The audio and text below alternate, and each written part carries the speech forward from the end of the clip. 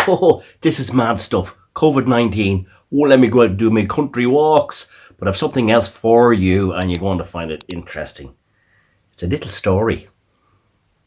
Well, you've probably heard the saying that fact can be stranger than fiction, and this story tonight is absolutely bang on the money.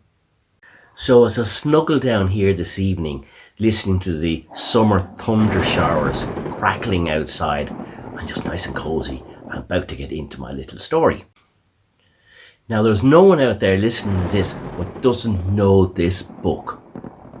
But do you actually know a man called Alexander Selkirk? I say not many of you do, and this book is about him, and it's probably one of the most famous books in the world. So you scholars out there might have guessed this already, but it's actually the book about Robinson Crusoe. Now, we're not going to be actually delving into the book on Robinson Crusoe, even so we all know it. He was on an island for 34 years. He had Man Friday.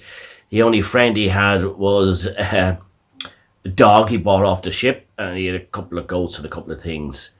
We probably would not have heard of him at all if it wasn't for a fantastic author, a man called Daniel Defoe. And Daniel Defoe was born in 1660 and he was from London. Alexander was born where? Okay, with the name Selkirk, it could only be one place, and that was Scotland. So he was born in a little town or a little fishing village called Largo, and that was in County Fife. Now, he was a bit of a hot-tempered laddie. So when he was younger, he didn't fit into school 100%. He did get in trouble, and he did start a few fights in his day. So he was getting a bit bored when he got to his 16, 17, 18 years of age, and he wanted to head out of his little fishing village. So he had a confrontation with his father. His father didn't want him to go. So eventually, after a second year, he got his own way and decided to head off to London. So Alexander said goodbye to his mum and dad, Euthric and John Selkirk. And he would have been going up to London with one thing in his mind. He wanted to go off on the ships, the big four riggers.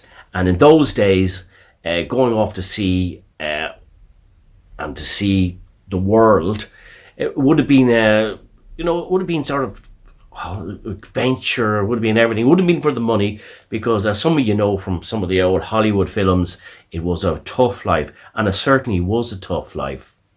So when he got to London, he headed off to sea, and he went off to sea for his first 6 years. We don't really know too much about the name of the ship he was on.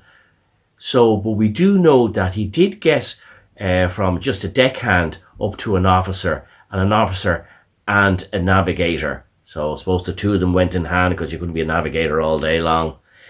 So he came back in 1701 and he decided to head back home again to Largo. Now, sooner than he got home, he got himself in trouble. It's worth mentioning that his mother loved him because he was actually the seventh son of a seventh son. So she thought he was a bit special. Maybe he was.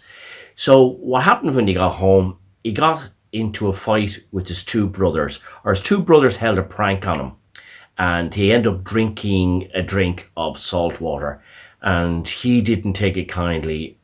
And what he did was he got a staff and he started beating the head off them, one of them especially, a staff, a big stick with a big staff. So and the reason we know this is from the Crux session, right? 1658 to 1919, which gave the powers of the local elders to give a little bit of punishment out or make decisions on what's to be done to local people in the local parish. Obviously, it's just the beginning of all the courts and things like that. So the records that's where all the facts are for that, because it's all down the records. So it's easy, you can look all this stuff up. So he said to his family, I've had enough of all you small-minded people.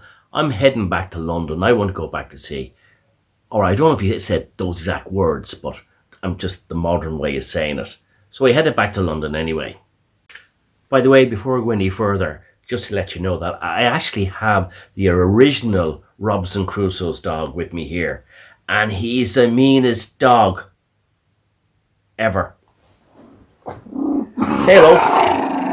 Say hello. Alright. Back to bed. It was around this time when Alexander got back to London. The things in England changed slightly, as in Queen Anne of England was having right old trouble with the Spanish and the French, and they were just going for it, like just fighting and robbing from each other and all that sort of stuff. So Queen Anne decided to make this new decision, and she was going to give any guys with nice big sailing ships a letter, and these letters were called the letter of marque. And basically what that meant is she was giving them rights to do privateering, legal pirates, and any gold and bullion and monies to be brought home to the exchequer. The privateers would get 4/5, and the Queen would get 1/5. I have to work that. I just do metric, right? And in comes Captain William Dempsey. Dempsey was the bio. This fella, right? This fella had gone around the world, a fairly big thing in those days, and he was known. He was publicly known. People knew him and loved him. But as we were to see in later on, he wasn't all that nice when he was out on the job, because he treated some of the lads really bad. He would look, you remember the old pirate films and all, where they all get lashed and they're whipped up in all that with chains and all. It was all true. And did you ever hear of keel hauling? Keel hauling was true, and just keel hauling. You're hauled around the keel. So what they used to do is they used to tie a rope around one of the masks, hang one of the lads, which wasn't, maybe he wanted to be starting trouble or stealing food, and he'd be tied around his feet, and they put a rope on the other side and they'd pull him, and of course under all those bolts to be loaded with old barnacles and all that onto the wood, and they'd drag him around and pull him up the other side, and they'd be all ripped. It would not give you a good day. And funny enough, there's not many lads actually died from that. Even so, I can imagine you get some atrocious infections. But anyway, I digress. So William Dempsey organised two ships. One was called the St. Andreas, and the other one was called the Cinque Ports. And they were heading down to Buenos Aires, because that's where they'd find all the Spanish galleons and the booty. As privateers, they were going to relieve them of all their spondoodles. Captain William Dempsey and the two ships headed off anyway. And this is where Dempsey showed his true colours, away from home, where no one could see him. He had a bit of trouble with one person on his ship, and he pulled up to a Portuguese penal colony, which obviously they had them, and he threw your man off and left him there and headed off. Don't know what happened to him. But he also, at a later stage, threw a group of lads off at another port and left them there because he just didn't get on with them. So we have a little change of crew here now. Pickering ends up dying, and we get a new captain on the Cinque Ports, and his name was Sterling. So this is where Alexander Selkirk's story really takes off, and this is where the Robinson Crusoe story really starts as well.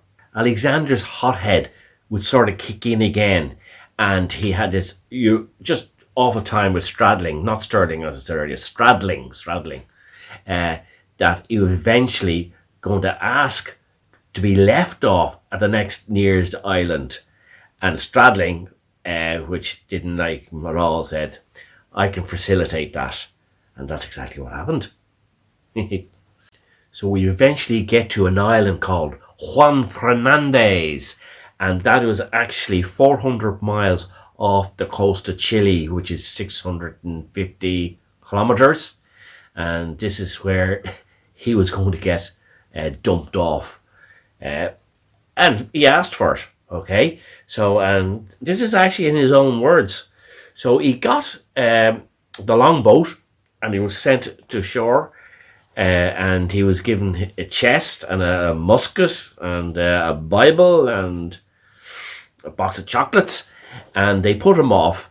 And in his own words, when he got off onto the beach on the island, as the longboat was pulling off, he realised, I think I made a mistake. He ran down the beach shouting, I wanted to come back, but all they did was this: adios amigo. Spanish, Juan Fernandez. Okay, anyway. So the first thing he found himself doing was setting up camp in the caves on the beach. And he decided to move off the beach because one night he heard this screaming, and it was pitch black, and he wasn't getting up to go out and see what it was. So next morning he went out and he found this tribe of sea lions had moved in. I mean, a lot of them, the whole beach full of them. So he moved up the beach a bit, and he made himself 2 little huts, and these huts were made from pampas grass. One was one he was sleeping in, and the other one he had for cooking in. And on the island there was goats, and these goats would have got to the island from previous ships because this island had water, and it was a bit of a, if anyone was running low on provisions, ships would end up there. So today's standards, his diet wasn't bad because he had his goat. He had, I don't think he killed sea lions, but he could have if he wanted to, I suppose, if he could catch them. They're a bit dangerous, those. But he had fish and he had shellfish. So he did all right. The only other thing was maybe he was lacking company. No, he wasn't actually. The island was full of cats, which were also brought in, and obviously feral cats, but they came friendly with them. And he used to have them as buddies and played around with them and had them living with them and all that. So he was doing all right there. And as time went on, he was actually quite happy in his own company. And as I said, he got more religious, reading his Bible every day. So he said, another thing he said he did every day, which I find a little bit hard to believe now, but these are in his own words. He said that he used to go up the top of a mountain or a hill, and he used to light a fire every night. And he'd have that fire, and he said it would be going all night, and sometimes during the day. And he said he did that every night for obviously for looking for ships and put the smoke up and all that sort of stuff. Now I find out, would you do that every night? But anyway, he said he did. So it got 3 years into his stay, and his first sign of rescue came. And his first sign of rescue was 2 galleons were at anchor, and he saw them that afternoon. And he saw the little longboats coming up to the beach, and he went down to it. But he had to be careful because he knew jolly well the Spanish used to go into that cove as well. Now, this is the first time we've seen anything in 3 years. So, but he went down and he saw they were actually Spanish, and they chased him up the beach. And he ran in under all his trees and all that, and they were chasing after him. And he said he climbed this tree and hid at the top of the tree, which to me doesn't seem like a great idea, you know. But anyway, that's where he hid. And he said he was looking down, he was looking at them, and they are actually more bothered in killing and skinning goats for their own group steaks, because you know yourself at sea, long time, bit of fresh meat. So they headed off, And it was going to be another year and a half before he was actually rescued, because he ended up 4 years and 4 months on the island. And funny enough, it was actually at the same time he was hiding from the Spanish, there was another captain of a ship which was getting two ships together to go off and do a bit more privateering. And this guy was, his name was Woodes Rogers, and he was getting his two ships together, or getting funding for getting his two ships together in Bristol, in England. And really, this privateering and getting funding for ships and all that, really was like Bitcoin. You know, invest into this, and we do a bit of privateering, and we get a Spanish galleon or whatever, we'll all share out the money and all that. So, I mean, they were really doing this a long time ago, weren't they? So Rogers had two ships, the Duke and the Duchess, and they were sailing down to the Pacific, or was actually known at the time, or as well at the time, the Spanish Lakes. So what he was looking for was the Manila galleons. Now, the Manila galleons were a very, very large Spanish ship, and they were owned by the Spanish crown. And they would have been very, very heavily armed, many cannons on them, and much bigger than any of the privateering ships that went down chasing them. So that's why they'd usually do packs. It would be like a pack chasing these galleons, which they very rarely got anyway. And they would be going around from the Milas to the Philippines, Mexico, trying to get some gold and some silvers, but they'd be looking for spices and materials and all. Probably would be in the bigger end of things, because that was worth a fortune when it was brought home anyway. So after sailing the trade winds for over a year, in the 1st of February 1709, where does he end up after getting blown off course? Juan Fernandez. Help, I'm here. Come and get me, come and get me. Oh, basically, that's what happened anyway. So as a longboat went into the island, they saw Daniel Defoe, and they weren't sure if he was Spanish or whatever, so they were hedging their bets when they first saw him, and then they saw him with this big straw hat and straw everything on him. The guy couldn't string sentence together, because his speaking word turned into pidgin English after being 4.5 years on his own. Brought him back onto the boat. He was happy as Larry, right? Eventually getting off the boat, left all his furry friends and ghosts behind him. And in later on, he missed the island, because he wrote down that he missed the island later on in life. Not too much later in life, that you get used to your own company, I suppose.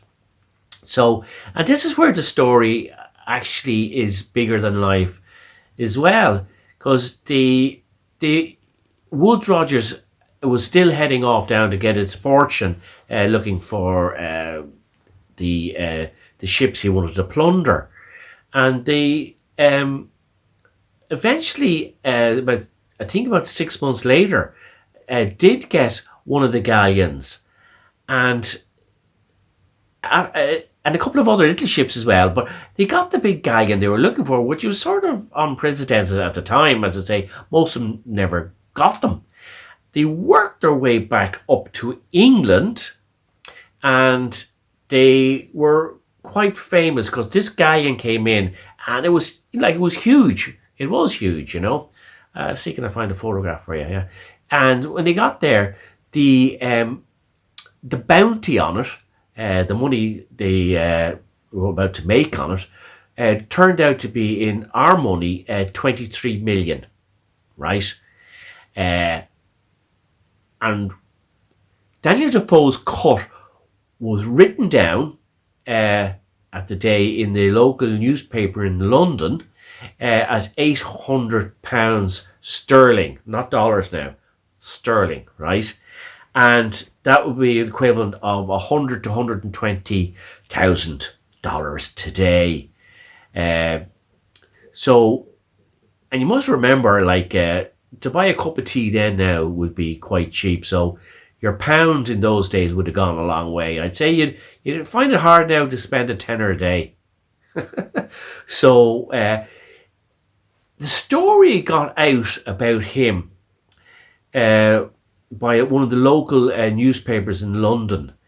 And he got very famous. In London he got famous. And what does old Danny Defoe do? Goes on the rip, the beer and everything, had the money, good clothes, had everything, and got himself in trouble again. Started fighting again and all that. And so again, then he decided, I'll go back to old Largo and see Mom. So went back to Largo and got down to the little village, and it happened to be on a Sunday. Now, it's all documented, not making this up. And he was looking for his mom and dad, and they're all up at church. And he went up to church, and he was standing in the doorway of the church, and everyone looked up. Hey, who's your man? Dressed in finery and all. I know the frills and all they had in those days. And his mum looked up and said, oh my God, there's my son. At this stage, I think he would have been 35. In and around there, not 100%, but in and around 35 years of age. So his mom went up and gave him a hug and all that, and they all went down to the house, and he spent the next couple of months not doing an awful lot, but there was a little beach down there he used to sit on, and he used to look out and he used to think of his own island and his little animals and all that. His words now, I'm not just thinking this out, his words, it was all written down. And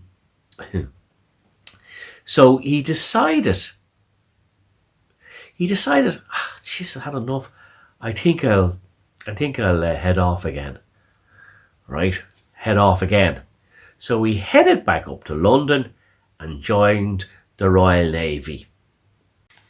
Now, just before we go any further, the name of the book, Robinson Crusoe's book, was written by Daniel Defoe. It was actually called The Life and Surprising Adventures of Robinson Crusoe. That was what it was called. But anyway,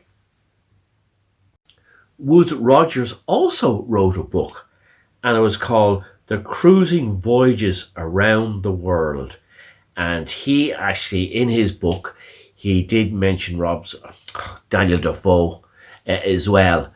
So that's why there is actually, for a book or a story what is over 400 years old, there's actually a surprising amount of information on it.